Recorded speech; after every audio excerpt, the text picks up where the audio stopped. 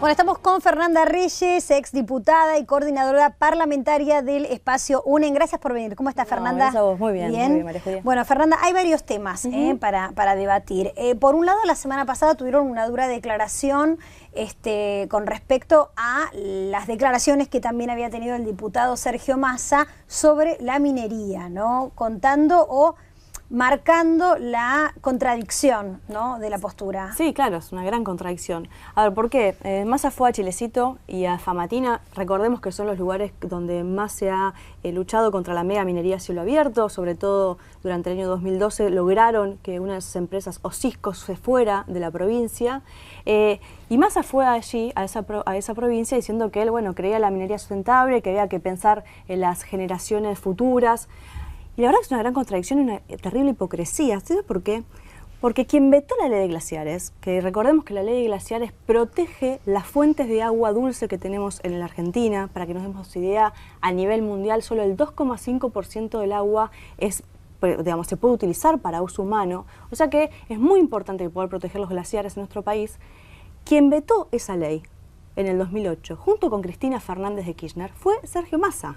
Entonces es hipócrita irte O sea, él estaba en la gestión al lado de la presidenta, siendo jefe de gabinete, cuando Cristina vetó esa ley. Exactamente, al punto que vos fíjate, cuando argumentaron ese decreto de veto, establecían diciendo que esa ley que había sido votada por unanimidad por ambas cámaras, todos los senadores votaron a favor, con algunos que no, pero con algunos que se abstuvieron. Todos los diputados votaron a favor también, con algunos pocos que se abstuvieron. Dijeron que eso no era representativo de las provincias del país y que iba en contra del desarrollo económico. O sea que estaban poniendo en riesgo el agua de todos los argentinos en pos de la presión de grandes empresas. Como esa ley de glaciares salió después de que los glaciares ya estaban derritiéndose, digo, ¿en qué situación estamos hoy en relación a eso? O sea, ¿hay un inventario de...? Bueno, ese es un tema, porque vos fíjate que cuando se vetó la ley inicialmente, eso abrió un proceso de avance de inversiones, sobre todo en Pascualama, en la provincia de San Juan y en otras provincias del país. O sea que el veto a la ley de glaciares permitió la avanzada de la mega minería a cielo abierto de la Argentina.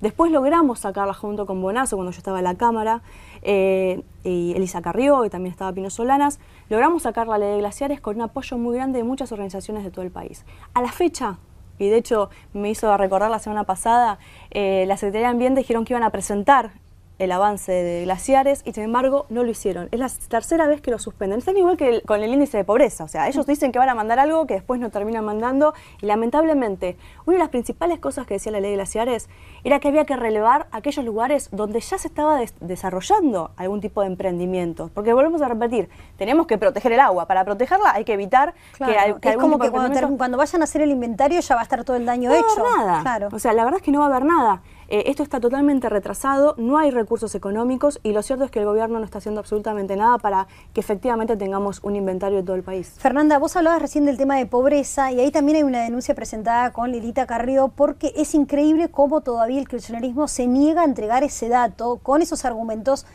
increíbles también, valga la redundancia, sobre que no se ha podido adaptar el nuevo índice de precios. Nada, una manera de esconder otra vez algo tan básico como el índice de la pobreza, que permitiría a su vez planificar, por ejemplo, hacia dónde distribuir planes, ¿no?, como otras políticas sociales.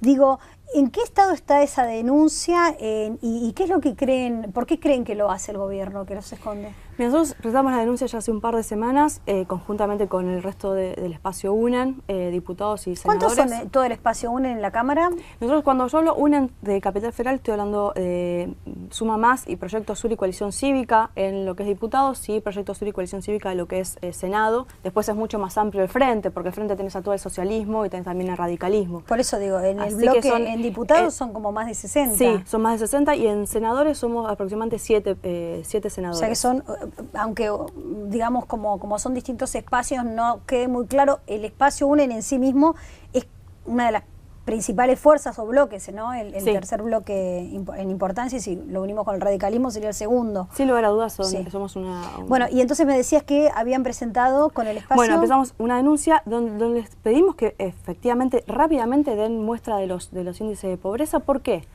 Vos fíjate que ellos dicen y argumentan que no pueden empalmar. ¿Qué significa empalmar? Porque todo el mundo empezaba a hablar del empalme y nadie entendía mucho de qué se trataba, ¿no? Sí. Pero empalmar significa poder tener una serie que yo pueda comparar. O sea, que empalmar significa que yo pueda comparar. Digo, bueno, estos son los niveles de pobreza ahora, entonces comparativamente hace 10 años eran más o es menos. Es buscar una forma de empalme. Cuando ellos también, una referencia a pasado para poder tener continuidad, para tener política pública, como vos decías, para poder proyectar, planificar. Es el ABC de cualquier gestor, de cualquier gestión y más del Estado. ¿Qué pasa? Ellos presentaron el índice del Producto Bruto, lo presentaron. Ellos también estás un empalme, sin embargo no se preocuparon por el empalme. También cuando presentaron el índice de precios, el nuevo índice de precios, también estás un empalme y no se preocuparon por el empalme, de hecho no se puede hacer. Entonces, ¿por qué están tan preocupados por pobreza? Porque efectivamente no quieren dar a cuentas que hay cerca de 8 millones de personas en situación de pobreza que ellos no vienen reconociendo en estos años. Los datos que da la UCA es que hay cerca de 10 millones de personas, entre 10 y 12 millones de personas que están en situación de pobreza en la Argentina. Que vos no tengas claro esa información significa que, como vos decías, no puedes aplicar política social. Y para nosotros es una cuestión ya moral. O sea, esto ya no es simplemente un datito que no muestro, sino que qué política pública vos estás teniendo, qué política social estás teniendo para resolver esto. Sin embargo, el gobierno se ufana de instrumentar ayudas sociales a los sectores más vulnerables de la sociedad con los planes asistenciales que venimos escuchando, que todo el mundo apoya, que muchos de ellos fueron autoría del propio espacio UNE, bueno, de Lilita Carrió en su momento, como la asignación universal por hijo. Pero digo, esos planes se van instrumentando. Ahora, ¿cuál es el peligro de no tener muy en claro qué es la pobreza, cuál es el índice y quiénes son los pobres, ¿no? Porque tal vez se llega a la pirámide más baja de los sectores más vulnerables, pero hay todo un segmento de trabajadores que tienen trabajo pero que son pobres también. Bueno, eso es lo que estamos viendo. O sea, vos tenés, hoy por ejemplo en la Argentina, hay personas que cobran la asignación por hijo, que son aquellas personas que ganan menos del salario mínimo y que están en situación, menos del salario mínimo, que son 4.000 y pico, 3.600 pesos. Y que aparte, hay que estar muy en la ruina. Y que efectivamente están están trabajando, pero con menos del salario mínimo. Ahora, ¿qué pasa con aquellas personas que ganan 3.605 pesos? Esas personas no solamente no cobran la asignación por hijo, sino que tampoco cobran una asignación familiar, porque el monotributo no lo está cobrando. Entonces vos tenés que aquellos que están impuestos a las ganancias, que ganan más de 25.000 pesos, descuentan por su hijo cerca de 700 pesos por mes.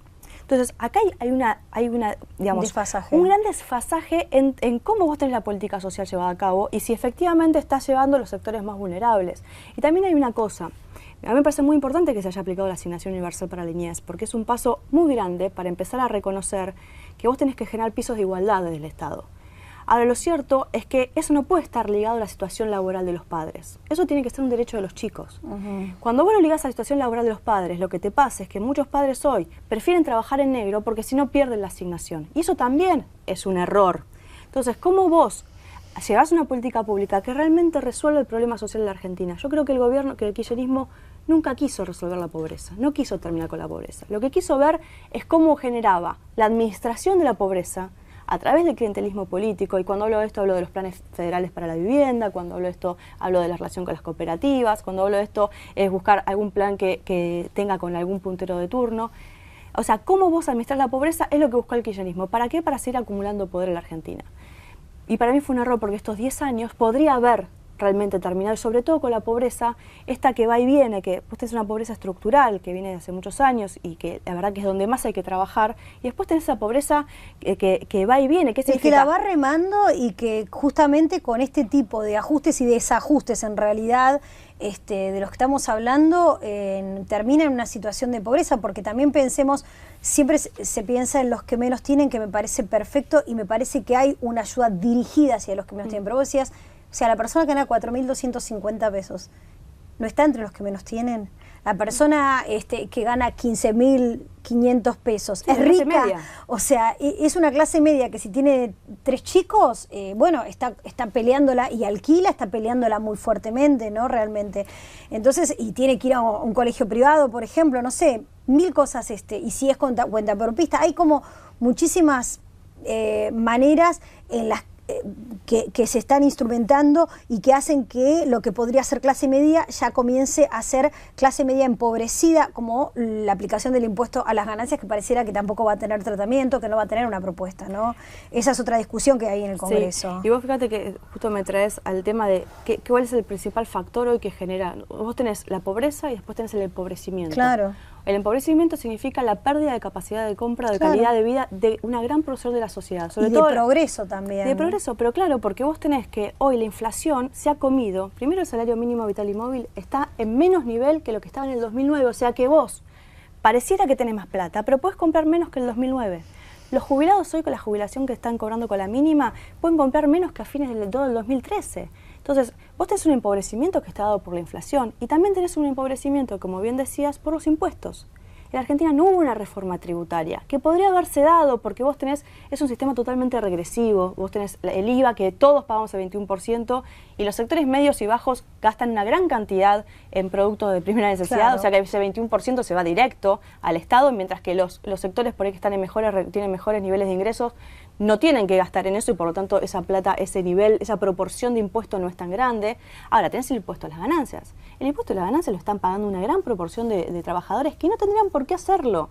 Entonces, estas cuestiones que no se discuten, hoy el gobierno no quiere discutir el aumento del mínimo no imponible. Nosotros estamos presentando, todas las semanas se está llamando desde la Cámara de Diputados. ¿Por qué la Cámara de Diputados? Es porque ahí inicia los tratamientos de impuestos, siempre, no pasa por Senado, sino por diputados inicialmente. ¿Todas las semanas llaman a qué? Todas las semanas toda la oposición llama a sesión especial. ¿Qué significa? Se sientan en el recinto esperando que el kirchnerismo baje para tratar el aumento del mínimo no imponible.